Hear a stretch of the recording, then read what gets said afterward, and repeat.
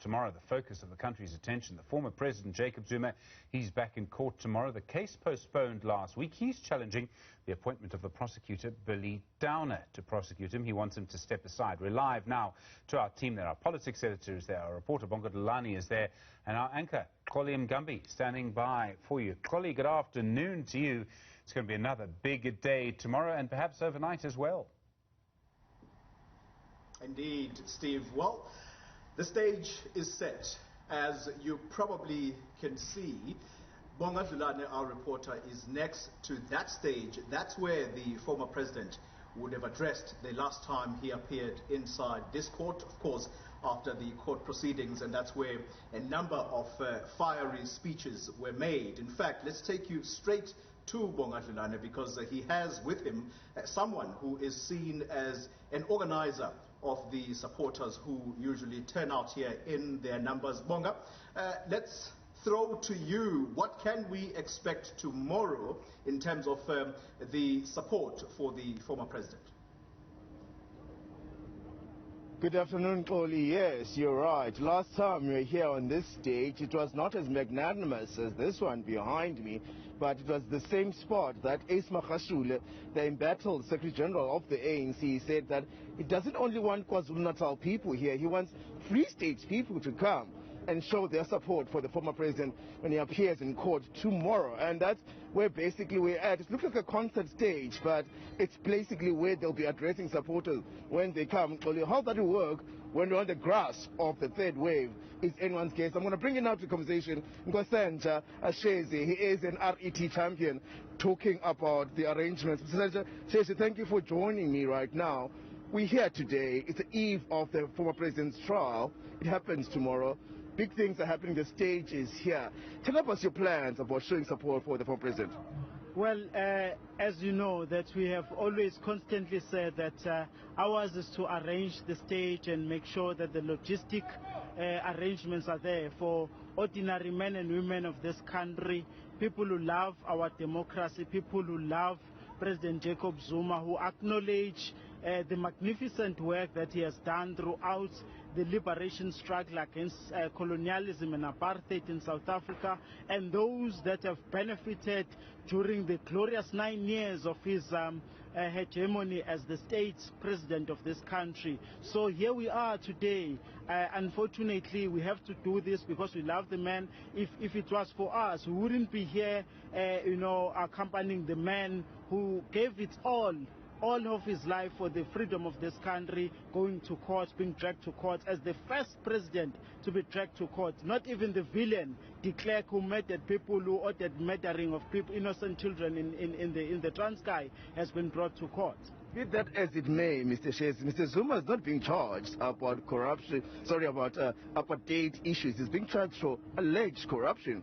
Wouldn't you say that someone who fought for this country must answer to the courts when he's charged about breaking some of the country's laws?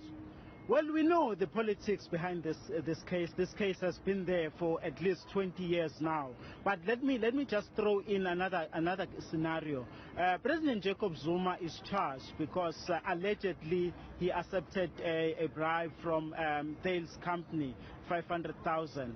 But let me tell you what, citizen number one today accepted at least R1 billion from private donors, and we are told we shouldn't worry about that because it's private donors. Yes, President Jacob Zuma is being dragged to court. But before I also cut you off there, that was campaign contributions. We're talking now in his personal capacity in terms of influencing people because he was president. So people were trying to influence him then when he was MEC, and then he was deputy president and president. So he's not being charged because he accepted campaign contributions, as you allege the current president is, but the fact that someone was trying to buy him while he was in his position. How do you know it was campaign contribution when I hear the rumors out there that that money was even used to renovate the houses, one of the mansions of the president, Cyril Ramaphosa? How do you know? When that allegation of corruption is being sealed in a court of law, how do you know? How do we trust this justice system where you can have allegations of money laundering, allegations of bribery, allegations of sitting judges who have allegedly been bribed by Cyril Ramaphosa campaign of 2017? all that is sealed in the court of law. How do you make a distinction between private donors donating to President Jacob Zuma and private donors donating to the current president? Mr. Shezi, before we get into what you guys have planned for today and tomorrow, I want to go back to that point. So are you saying basically that there's a conspiracy led by the CR faction, if you will, that is wanting to tarnish the image of the former president, but the same ANC is calling for unity and reunity now? How do you achieve those two things when you guys are fighting regarding your former leader and the current leader? How do you get to a point where we say we are one ANC if you can't agree on these situations? You see, what I'm saying is we are facing a very peculiar scenario in South Africa. We're facing a constitutional dilemma, because here we are when our constitution, the judges that are sitting in the courts of South Africa should not only be fair in handling court matters, but they must be perceived to be fair and above reproach. But here we have a document that alleges that some of the judges, we don't even know who are those judges, because that document is sealed in a court of law. Mr. Shezi, the judges are not on trial here. The former president is. And my point is that shouldn't the process of the courts that he valiantly fought for be allowed to happen so that the man you believe is innocent proves his innocence in court? How do you prove that if you are not going to look into the mechanism of bringing about justice, the mechanism of putting to test whatever allegations that are leveled against President Jacob Zuma, if you are going to ignore that here we are sitting with the court system that are rotten, allegedly so, because of the CR17 sealed documents of allegedly corruption, documents that, some of the contributors there, has been alleged that they may have been involved in human trafficking, and you have those judges having to come and judge President Jacob Zuma. Mr. Shezi, it's going to take a long time for us to even complete, because it's quite an enormous story, but I want to get back to what's happening today on the eve of the trial tomorrow, and also what you have planned tomorrow. Take us through briefly what you're going to do tonight, if there's something, and also what's happening tomorrow. Look, we have set the stage. We are anticipating members here, and throughout the night vigil we are going to be here. We are anticipating traditional healers, the sangomas. We are anticipating men of the cloth to come here and pray for President Jacob Zuma and pray for this country, because we really want to see this country transform. We want to see even the justice system of this country getting back into where it's supposed to be, and really delivering on the transformation question and making sure that we can redress the injustice of colonial apartheid that has ravished our people. Our people are languishing in poverty, and they are looking up to this constitution so that it can bring about justice. And that's what is going to happen here. We are going to be thinking about all the good work that President Jacob Zuma did, and giving him moral support. Thank you very much, Mr. Shezi, for talking to us here on Newzroom 405. Paul, you had it there for yourself. RE champion President Shezi saying basically there's a campaign to smear the former president's name. He names former President Cyril Ramaphosa as one of those leaders against that campaign. He says that today there's going to be a vigil before the former president. The Sangoma's divine intervention from priests. Maybe he'll need it because of the president facing so many counts of corruption, fraud, money laundering, racketeering. A list goes on, Tolly, but what they're emphatic about is that today they're going to be here, they're going to be supporting the former president. How they do that with COVID-19 restrictions while on the grasp of a third wave, Tolly, remains to be seen. Back to you. All right, Bongadlilane, thank you very much. Our reporter live for us just next to the stage that has been erected outside of the court precinct. So those are the events that we can expect. Let me bring the conversation inside court with my colleague now, the politics editor at Newzroom Afrika, Sbungalwa. The events that are going to take place outside Sbu, starting tonight, a night vigil. That's what Nkosensha Shezi is telling us. But let's try and quickly bring the viewers up to speed about what happened the last time we were in this court the former president appearing, he brought up an issue with regards to the prosecutor. What have we learned thus far? Because a 140-page document has now been seen.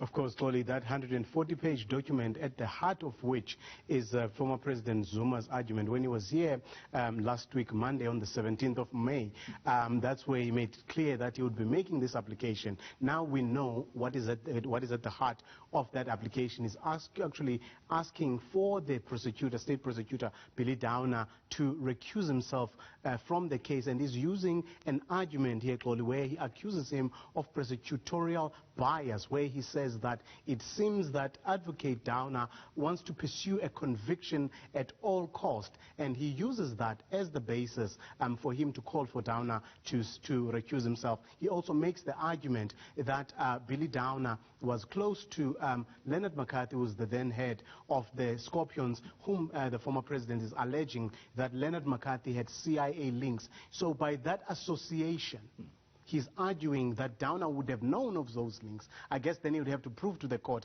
how Downer would have known those links. But it looks like, Kolido, on the side, at least from the side of experts, legal experts, it looks like there already is a precedent which tested the issue of impartiality and alleged bias of prosecutors. And that's what I was about to say. Sorry to cut in there, because Sipho Ngwema quoted in media reports, I suppose, responding to what has now been seen by various media houses, this 140-page document by the former president, in this plea that the hope is that it's not a regurgitation of what has been heard before. This matter has been dealt with before around the former president and his insinuation that Billy Downer is biased. Remember, Chloe, there was that a case which he brought a while ago where he wanted a stay of prosecution. And when he lost that, he had initially appealed to the Constitutional Court and later withdrew that. The question we ask ourselves is, why did he do that? Because when you come back to this case and we're dealing with the issue of bias of the prosecutor, legal experts are saying it's not unexpected. If you look at the symbol of justice, which is there's two scales, which should symbolize unfairness, bias, and impartiality, that is expected of the judge. But the prosecutor, in any case, he goes into a case expecting to win that case, probably at some point even convinced, rightful or wrongfully, that the accused is guilty. So in terms of the law, the test of impartiality is much bigger for a judge or a magistrate as it is for a prosecutor. Hence they're saying that it remains to be seen as to how convincing that argument will be. Because one of the things is, as I said earlier, Claudia, he will have to explain how, say for argument's sake, Leonard McCarthy had ties to the CIA.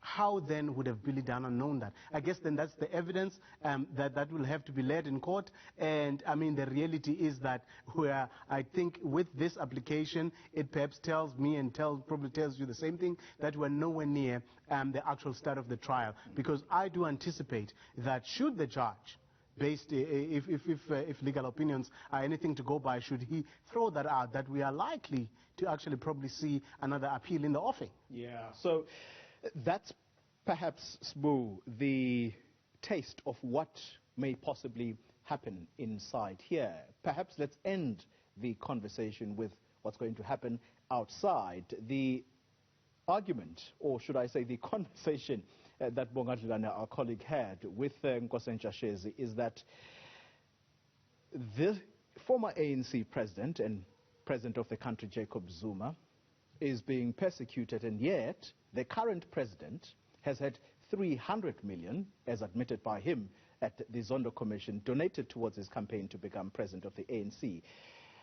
That will be debated at length about whether there is a case to be answered or whether there is even something to argue there as opposed to internal ANC politics. But here's the point, Sbu. The former president, Jacob Zuma, and this case, and the people that are going to come and support him in this court, a phrase has been coined, that we have heard many moons ago about a coalition of the wounded that are going to gather here. Ace Magashule quoted in the media today suggesting that no, he may not necessarily bring the whole of Free State, quote unquote, anymore. But it looks like there's a lot of to the court. gathering outside. The point I'm trying to get at here is that with this trial, we simply cannot avoid what is going to be seen as the ANC factional fights that are probably going to continue all the way towards the elective conference of the ANC next year. In your calculated view, these factional fights, are they likely to become much more intense with platforms like this one, for example, providing for that? I think the reality is that with every time that Jacob Zuma has been before court, it actually brought to the fore the very differences and divisions within the ANC. But if you go back to the argument, you are saying the comparison between the two, the reality is that if you take a cursory glance of the two issues, they're not the same. Yeah. Jacob Zuma is accused of accepting a bribe to protect a French arms company from investigation into the arms deal. The CR17 campaign funds are about a donation to a presidential, or rather to a private political campaign, which is not unheard of in politics. We're told to wrap, but I can't not make reference to what has been coming out of the Zondo Commission today. And some people are going to say, Zizugoto mentioned at length about the monies that he received from EOH as per the person, the forensic investigator who was telling that commission today, and some saying already that will he fall on his sword, or will he be forced to step aside like others have been, given the kinds of allegations that are being leveled against him, because Zizugotwa is seen as a Cyril Ramaphosa ally? I think this will actually be a test for the ANC's Integrity Commission. Remember, he appeared before the Integrity Commission, and the Integrity Commission cleared him at the time, but that was based on partial evidence. But if you're listening to what came out today, I think the Integrity Commission may have to recall him, and I guess that this Zizgoto issue will be a rallying point for the anti-Ramaphosa grouping to try and prove, rightfully or wrongfully, that the Integrity Commission is partisan in its approach. I think it will be a test for them, and Zizgoto will probably have to go back. And remember, he has not been charged with corruption, but the Integrity Commission has a right to tell someone to step aside whether they have been charged with corruption or not, as it was the case in the case of the Deputy Minister of Finance. The question now is, what does the ANC do with those?